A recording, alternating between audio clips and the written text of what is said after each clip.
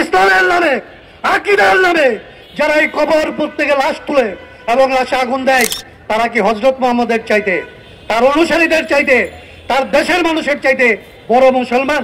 যে দেশে একটা বিশৃঙ্খলা তৈরি করার চেষ্টা করা হচ্ছে, এই দেশকে আবার নতুন করে একটা জুলুমের রাজত্ব প্রতিষ্ঠা করার জন্য যারা আসলে হযরত মুহাম্মদকে আঘাত করেছে, তাদের কবর আছে না?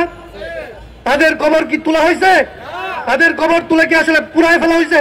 যারা আরেকজনের কবর থেকে লাশ তুলে সেই লাশে আগুন দিয়েছে, তারা ইসলামের কথা বলেছে।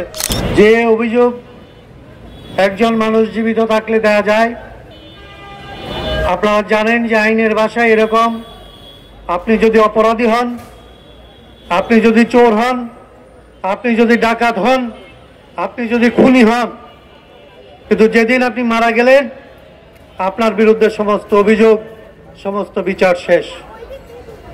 আপনার লাশ, আপনি যে ধর্মের মানুষই হন না কেন, যে আকীদার মানুষই হন না কেন, যে জাতের মানুষই হন না কেন, আপনার লাশ সমস্ত জীবিত মানুষ, সেই সমস্ত জীবিত মানুষের কর্তব্য আপনার লাশকে সম্মান করা।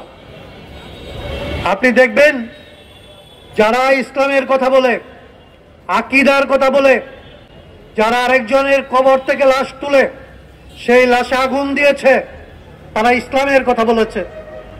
অথচ ইসলামের যদি একটু হাদিস ঘাটেন তাহলে দেখবেন যাকে দিয়ে ইসলামের শুরু, যার জন্ম আজকে, যে জন্য আজকে ঈদে মিলাদুন নবী, তার সামনে দিয়ে যখন ইহুদিদের লাশ নেওয়া হয়েছে তখন তিনি বসা থেকে উঠে দাঁড়িয়েছেন, লাশের প্রতি সম্মান দেখিয়েছেন।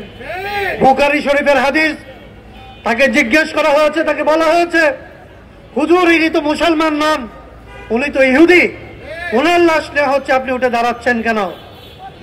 উনি তখন বলছেন, ইরশাদ করছেন যে যার লাশই হোক তিনি মানুষ, তার প্রতি আসলে লাশের প্রতি সম্মান দেখাতে হবে আমাদের।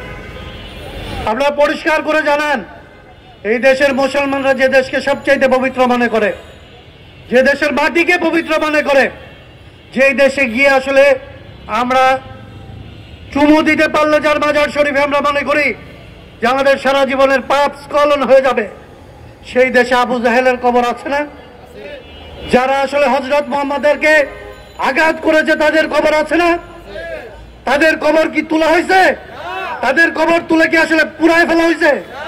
আজকে যারা মুসলমানের নামে, ইসলামের নামে, আকীদার নামে যারা এই কবর প্রত্যেকে লাশ তুলে এবং লাশে আগুন দেয়, তারা কি হযরত মুহাম্মদের চাইতে, তার অনুসারীদের চাইতে, তার দেশের মানুষের চাইতে বড় মুসলমান? আজকে আমরা এই মুসলমানদের কাছ থেকে, এই হুজুরদের কাছ থেকে কোনো কথা শুনি নাই। আমরা অনুরোধ করতে চাই হুজুরদেরকে যে দেশে একটা বিশৃঙ্খলা তৈরি করার চেষ্টা করা হচ্ছে, এই দেশকে আবার নতুন করে একটা জুলুমের রাজত্ব প্রতিষ্ঠা করার জন্য